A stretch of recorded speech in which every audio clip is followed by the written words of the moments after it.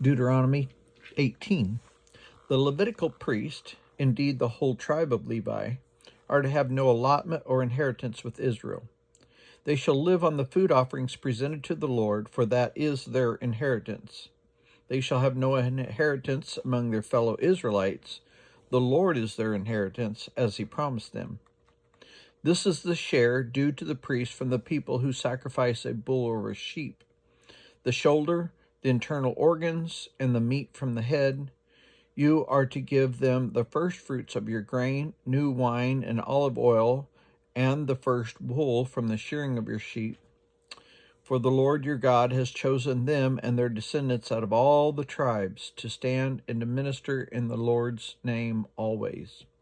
If a Levite moves from one of your towns anywhere in Israel where he is living, and comes in all earnestness to the place the Lord will choose, he may minister to the Lord in the name of the Lord his God, like all his fellow Levites who serve there in the presence of the Lord.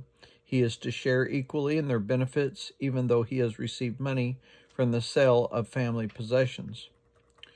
When you enter the land the Lord your God is giving you, do not learn to imitate the detestable things of the nations there.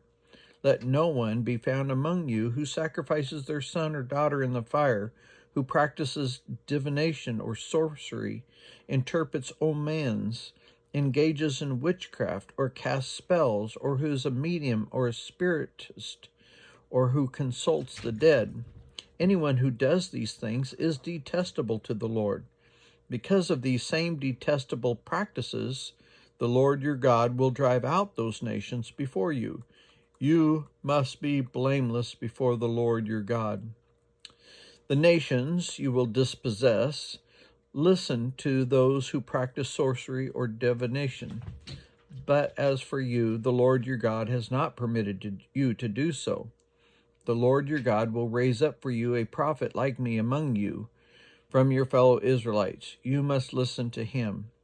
For this is what you asked of the Lord your God at Horeb in the day of the assembly, when you said, Let us not hear the voice of the Lord our God, nor see his great fire any more, or we will die. The Lord said to me, What they say is good. I will raise up for them a prophet like you from among their fellow Israelites, and I will put my words in his mouth, and he will tell them everything I command them.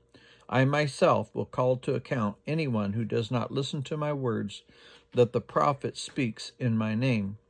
But a prophet who presumes to speak in my name anything I have not commanded, or a prophet who speaks in the name of other gods, is to be put to death. You may say to yourself, How can we know when a message has not been spoken by the Lord? If what a prophet proclaims in the name of the Lord does not take place or come true, that is a message the Lord has not spoken. That prophet has spoken presumptuously, so do not be alarmed.